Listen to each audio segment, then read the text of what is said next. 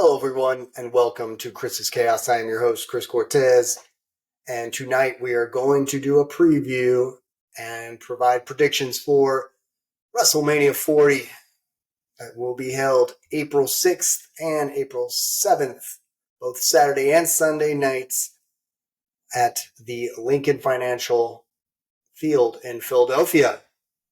Saturday. This is take two because, yes, of course, I thought things would be simple, recording a 25 to 30-minute video, and sure enough, the recording came out. The audio was just completely blasted, too many peaks, and I don't know what was going on. I tried to fix it. What was going to happen? And things are still kind of not sounding the way I want to sound, but if you check out my previous video of the Bray Wyatt documentary, Becoming Immortal, that was sounding pretty good to me, but we'll see what happens with this one. But yes, in 2 days will be what is billed as the biggest WrestleMania of all time. Yeah, hopefully they actually pull through with the biggest WrestleMania of all time. This will be the 40th. Yes, the 40th. And several matches. Of course, Bleacher Report. I'm reading for Bleacher Report. They're giving me the card. And of course, they're pointing out that The Rock will be wrestling his first true match in 11 years.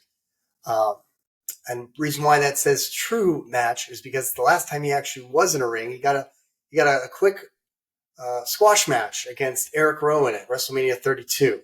That I just remember pretty easily as one of the biggest letdown of a WrestleManias in this past decade, which followed the best WrestleMania of the last decade. WrestleMania 31 has been the best WrestleMania this decade, easily, that you could say. You could say nights one of both WrestleMania 39 and 38 have been good, but overall, WrestleMania 31, I think most will agree, has been the best WrestleMania of the last decade. And WrestleMania 30 was really good, as was WrestleMania 20 and WrestleMania 10. I say those particular ones because of decade milestone WrestleManias. This one has a lot to hold up to, okay? A lot is on the line with this WrestleMania, all things considered. We've got a Vince McMahon now completely absent from the show. We got new players like The Rock on the board. Triple H has definitely got something to prove. And of course, Roman Reigns putting his world title on the line of his title reign of over 1,300 days against Cody Rhodes. Again, according to Bleacher Report, this is true. All in all, 7 championships will be up for grabs over the course of a 2-night affair, meaning the landscape of WWE could be changed significantly. Yes, if they do it right, it will be a catapult to a new era in professional wrestling. But yeah, a lot to discuss. If you look at night 1 and night 2, both cards are pretty stacked. Particularly that night 2 is, only 7 matches. 6 out of those 7 matches are pretty good, are going to be great, are going to be, can really be the show stealers if they want to be. Night 1 has got 8 matches, and 2 of those matches are kind of like build-ups to the other 6. So let's get into it. We got Rey Mysterio and Dragon Lee versus Santos, Escobar, and Dominik Mysterio. As I mentioned in my mistake of a video, this first match is basically just a kind of a filler match, but it's also a way to get Dominik and Rey Mysterio back in the fold, even though neither of these two have seen each other since the year has been up. Since last year, they had a match against each other. It was great, but it was the build-up to the end of a story between the two. The build was great, and they were done. So it would have been nice if there was a little more build between these 4 gentlemen. They just kind of threw them in together. And we're like, okay, we're going to do this again. Only this time we'll bring in Santos Escobar and Dragon Lee. Okay. I would have rather have seen a Rey Mysterio versus Santos Escobar. I honestly would have rather seen Dominik Mysterio involved in a match that's related to Judgment Day. But Judgment Day will be involved in a tag team match. We'll talk about that. This match should be good. I do feel that Dominik and Santos will get the win. However, I won't be surprised if Rey and Dragon get the win, as Dominik and Santos have already got their revenge match earlier, on SmackDown. But, yeah, I think Santos and Dominik will win this match. Bianca Belair and Naomi and Jade Cargill versus Damage Control, Dakota Kai, and Asuka, and Kairi Sane. All 6 of these women need to be on this card. Jade Cargill first match, outside of the Royal Rumble. This will be good. I think that Bianca, Naomi, and Jade will win this match. There needs to be this is kind of a feel-good moment, kind of like everyone that is against Damage Control should win. We'll talk about the other match involving Damage Control in a bit. But yeah, this will be fun. Then the 6-pack ladder match for the Undisputed WWE Tag Team Championships. I cannot stand these types of matches. It's going to be chaotic. It's going to be a total spot fest. It should hopefully be fun. I am rooting for DIY to win this whole thing. I wouldn't be surprised, though, if The Miz and R-Truth win, as a lot of people are predicting they will win. Kind of the storyline behind Judgment Day revolves around The Miz and R-Truth, but I would like to see some new, fresh faces, get a spotlight. So DIY would be great. 8-Town Down would be cool too, but I do see a face team winning if a face team wins. If a team besides the Judgment Day wins, that's the other thing. I would be surprised if Judgment Day wins. So it's up in the air, but it's looking like The Miz and R-Truth will win. I will be very happy if DIY wins. They'd be doing the right thing if DIY wins. Then you got Jey Uso versus Jimmy Uso. Jimmy Uso, okay? A lot of people saying that Jimmy Uso should be winning this match. I'm a little bit against it. I feel like the younger brother still needs to win. He's the one that's still being pushed as the individual, having the individual wrestling career. Jimmy has always kind of reminded me, if may not know New Japan, but as like the Yujiro Takahashi of the two. Okay, there's Hiromu, who is a light heavyweight champion, and he is just a stable in that division, and he's a superstar. Okay, in New Japan, and will be for a few more years to come. Many years to come, in fact. Yujiro Takahashi is kind of like that stable guy who can always work with teams. He's a good hand. He's cool. And so that's who Jimmy reminds me of. So I think that Jimmy will lose. But obviously, this can go either way. And they are going to try to balance it out between face wins and heel wins. But, it's WrestleMania 40. I feel like these decade milestone WrestleManias usually have most of the faces winning. This is a feel-good WrestleMania, is what it should be. Intercontinental Championship match, Gunther versus Sami Zayn. Now, Sami Zayn would definitely benefit from having this match. This would be a hell of a WrestleMania moment for him to beat Gunther, who's been undefeated for over a year now. This will be Gunther's second title defense at WrestleMania in a row. Do I think Gunther, would it make sense for him to win? Absolutely. Do I think he needs it at this point? No, I don't. I think he's ready to move up to the World Championship scene. He's totally ready. There's nothing else for him to prove. So I'm looking out for Gunther to lose to Sami Zayn. It would be a hell of a match, a hell of a victory, hell of a moment. So yeah, that's my prediction. I'm going with Sami Zayn. And again, Gunther winning, not a big surprise, but no, let's go for Sami. Women's World Championship, Rhea Ripley versus Becky Lynch. This one I'm going for Rhea. Okay, Rhea still needs to hold that title. She is on top of the world, and she needs to stay on top of the world. She has nowhere else to go but stay on top for now. Becky has already climbed the mountain many times. She's main evented WrestleMania, so she should give the nod to Rhea Ripley, and that's my call. Rhea Ripley will win. If she loses, that's just WWE playing it safe. So going with Rhea. And then you got The Rock and Roman Reigns versus Cody Rhodes and Seth Rollins. Yeah. Two factors here. You got Cody Rhodes and Seth Rollins losing to Rock and Roman Reigns, and then you have a Bloodlines rules, in which case it will be, your guess is a good mine. It'll be crazy to think about night two, in that it will be, there'll be plenty of disruptions and plenty of people trying to get plenty of interferences, and we'll hopefully see someone like Dustin Rhodes come in and interfere. We'll see, or stop the interference, or even The Rock come in and turn face and rather try to stop what's going on. Maybe you'll have a change of heart and stop the Usos, stop Jimmy, stop Solo Sikoa. This will not I do not think that's the way to go. I honestly think that Cody and Rollins should win, and there should be a clean match between Roman and Cody. Do I think that's going to happen? No. So I still think even if Cody and Seth Rollins wins, there will be interference in this match. However, no one should be directly interfering in the main event between Cody and Roman Reigns. So that's, what I'm thinking here. It's very much up in the air. I'm going to go with Cody Rhodes and Seth Rollins to win it, but I would not be surprised if The Rock and Roman Reigns wins to stop, kind of like make you think even more so that Cody Rhodes will not win. Cody Rhodes will not win that title. Up in the air, really, man. Okay, I'll go with The Rock and Roman Reigns, but honestly, it's anyone's guess. I think one win, whoever wins, will definitely help you get a clearer picture as to what's going to happen with night 2 in the main event. So let's move on to Sunday night 2. Okay, this is April 7th. This card is definitely tight. I like it. I like it a lot. It's definitely, I believe, going to stay under the 4-hour mark. It's going to be a 4-hour show.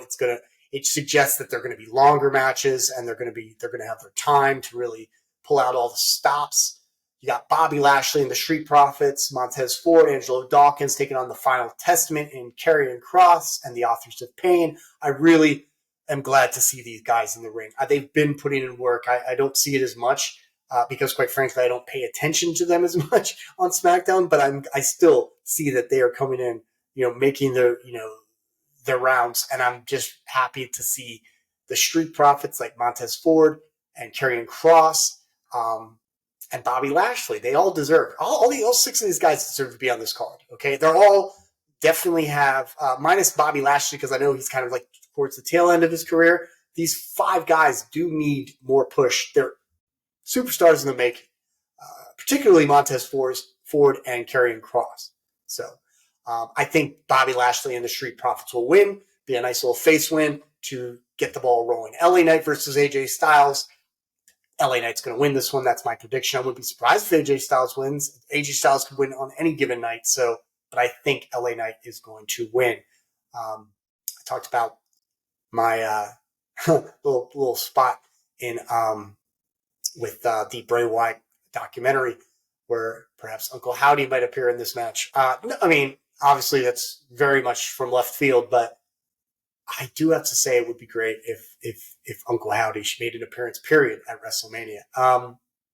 But on that note, LA Knight will definitely win. This will be a hell of a match. AJ Styles can bring the best out of anybody. It's going to be one of those matches that could possibly steal the show. But I'm still looking forward to the other matches. United States Championship triple threat match. Logan Paul versus Randy Orton versus Kevin Owens. These guys have worked a match before, and Logan Paul, I think, will retain this time again. I do think that Logan Paul will retain. I don't think Randy needs the title. I don't think Kevin Owens needs the title.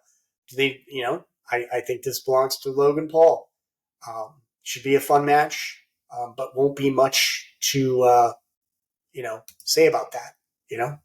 If Randy Orton or Kevin Owens wins, that'd be surprising, obviously, to me right now. But WWE has gone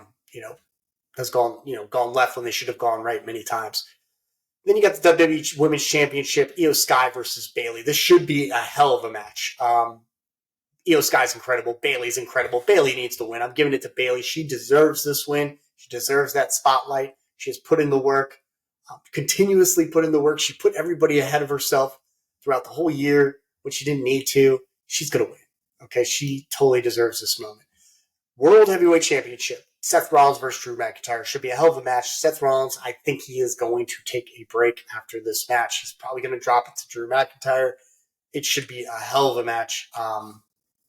I am not certain what's going to happen with Seth leading up to that main event, but I could see him dropping it. Who knows? Maybe Damian Priest makes an appearance. This would be more than likely a time to do it. But stranger things have happened. So, yeah, wouldn't be surprised if someone steals Drew McIntyre's moment yet again. Because this is supposed to be his moment. So we'll see what happens. Undisputed WWE Universal Championship, Roman Reigns versus Cody Rhodes. It's got to be a pure match. Okay. I'm not talking about like no interference, but there cannot be anyone messing with these two in the ring. This cannot be a WrestleMania 31 Sting versus Triple H, aka NWO versus Degeneration X, aka WCW versus WWE. Can't happen. It needs to be a pure match. That's why I'm so, interested in seeing Cody Rhodes and Seth Rollins win. There is a little loophole. I really don't want to put it out there. If Cody Rhodes and Seth Rollins wins, that means that The Rock and Roman Reigns and the rest of the bloodline cannot get involved. It does not mean that someone outside of the bloodline can't get involved, i.e. Seth Rollins. But if Seth Rollins got involved, I still think that someone would stop him. There is no way, and I say it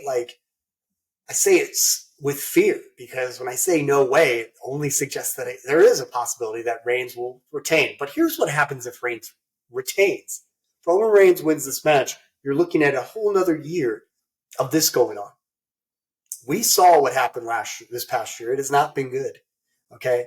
And I remember when at WrestleMania 39 being there, just the shock and awe. People were cheering, going nuts for both Cody and Reigns. When Reigns won, people were still going nuts for him. And I'm looking around at a lot of younger folks and being like, you guys do, like guys in their late teens to early 20s telling them, you do realize that Cody, now Reigns is now, he's going to be doing the same stuff that he's been doing as of late, not coming to shows, not working too many matches. Meanwhile, make no mistake about it, they're taking this to next year. Cody Rhodes is going to be the guy. And some of them were shaking their heads like, no, that's not what's going to happen. I'm like, yeah, no, that's what's going to happen. And sure enough, here we are. It's not going to work. One, even if they take it to, say, a SummerSlam, or they decide, we're not going to go a whole year now until next WrestleMania. We're going to give it to Cody sooner. You have now deflated the air. That is the build to Cody. A lot of people claim they've already deflated the air, but it's now or never. It's now high time for Cody Rhodes to win this title. And I'm only happy that I can be there to see it. The energy will be unmatched, unparalleled, and I cannot come to the next WrestleMania. I'll be in another country. So overseas, not going to happen. Unless they decide to do it in Wimbledon. Hint, hint. But it's not going to happen. So yeah. But it's a tight card, especially night 2. I want to see these cards succeed. That's the big prediction, is whether, and the big question rather, is whether or not this card is going to hold up to all the other WrestleMania 30s. The WrestleManias that have been like a decade milestone. WrestleMania 30 held up. Daniel Bryan versus Randy Orton and Batista. The crowd was electric. You had Daniel Bryan versus Triple H, the beginning of that show. You had, of course, The Undertaker, lose to Brock Lesnar, which was the shock of all. You had John Cena versus Bray Wyatt. Hell of a build, hell of a match. Didn't really like the finish. A lot of people didn't like the finish to The Undertaker versus Brock, but I kind of had it coming. You knew Brock was going. If you didn't want The Undertaker to lose to Brock, they probably shouldn't have put those two in the ring anyways, because it kind of already made it clear throughout many years past that Brock was kind of the guy that could one-up an Undertaker. And then we go to WrestleMania 20. A hell of a WrestleMania. So many good matches, I can't even go over them. But just think Kurt Angle versus Eddie Guerrero. Incredible match. You even had Batista and Randy Orton. And Ric Flair versus The Rock and Mick Foley. Hell of a match. And of course, that triple threat main event for the World Championship. Incredible. There was so much going on in that pay-per-view. In Madison Square Garden. Perfect. Go back to WrestleMania 10. Also Madison Square Garden. Bret the Hitman Hart finally gets his moment. Coronation, beating Yokozuna, the guy who took the title from him the year before. Okay? After losing to his brother, Owen Hart, in the first match. Setting it up for SummerSlam. Excellent pay-per-view. And of course, that ladder match between Razor Ramon and Shawn Michaels. Need I say more? These are the types of WrestleManias. I can't always do that with WrestleManias as much as I used to be able to. But WrestleMania, especially those decade milestone WrestleManias. This is one of them. They stand out, and that's what we're looking forward to, is moments that are going to stand out, period, and last for years to come. So I look forward to it very much. So it's been a good build. It's been a little rocky, obviously, but now we got to see everything, play out right the way it's supposed to. So on that note, it's been great. I'm going to be there. So I'll be there for 2 nights, and I'll be back on Monday, and I'll probably do a post WrestleMania review on Monday. I'm sure most key podcasters will be doing it the night of. They'll stay up until like 2, 3 in the morning doing it. I just can't do that. I'll be in Philly trying to have fun and getting ready for the next one, the next night, and then trying to come home. But it's been great. Please hit that like and subscribe button, and join me at Channel Cortez 33 for Twitter and Instagram. Check out my previous videos. For instance, the Bray Wyatt Becoming Immortal documentary. Great documentary. Was able to get into that and go into details about that. So it was fantastic. And you have a great night. Enjoy your weekend, starting tomorrow. And I'll see you next time. Have a good one. Bye.